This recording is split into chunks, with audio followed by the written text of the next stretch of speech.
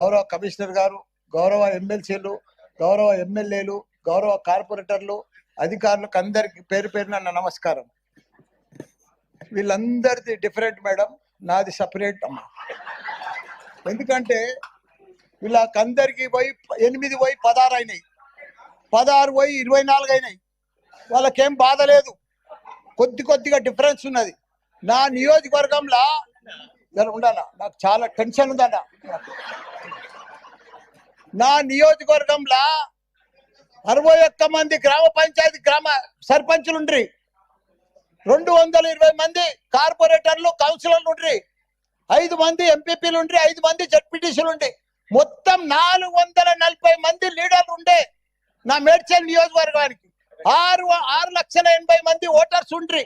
దాన్ని మొత్తం తీసుకుపోయి సత్యనాథ్ చేసి 16 కార్పొరేటర్లు 16 డివిజన్లు చేసిరమ్మా. ఎట్లుంది ఇప్పుడు నా పరిస్థితి?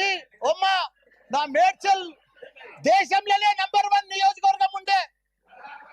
7 మున్సిపాలిటీలు, 3 కార్పొరేషన్లు, ఇంత పెద్ద నియోజకవర్గాన్ని తీసుకుపోయి 14 తీసుకొచ్చి జిహెచ్ఎంసీలో కలిపిరమ్మా. కల్పుల్ని, మాకు బాధ లేదు.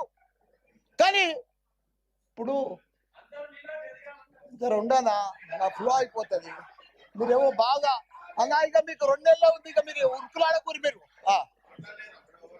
నేను ఒకటే చెప్తున్నా అమ్మా, వేరు గారు, నా రిక్వెస్ట్, ఇప్పుడు జవాన్ నగర్ ఉందమ్మా, మీరు 150 డీజిల్ల చెత్త తెచ్చి ఆడ వేస్తున్నారు.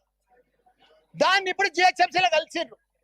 మొత్తం మా టిఆర్ఎస్ ప్రభుత్వం ఉన్నప్పుడు 300 కోట్లు పెట్టి దానికి క్యాపింగ్ చేసినాం. మా 250 కోట్లు పెట్టి మురికి నీళ్ళంతా ఫిల్టర్ చేసినాం. కానీ ఇప్పుడు 2 ఏళ్ల సంధి కాంగ్రెస్ ప్రభుత్వం వచ్చిన సంధి చూసే దిక్కులేదు. మీ చెత్తంతా బాబా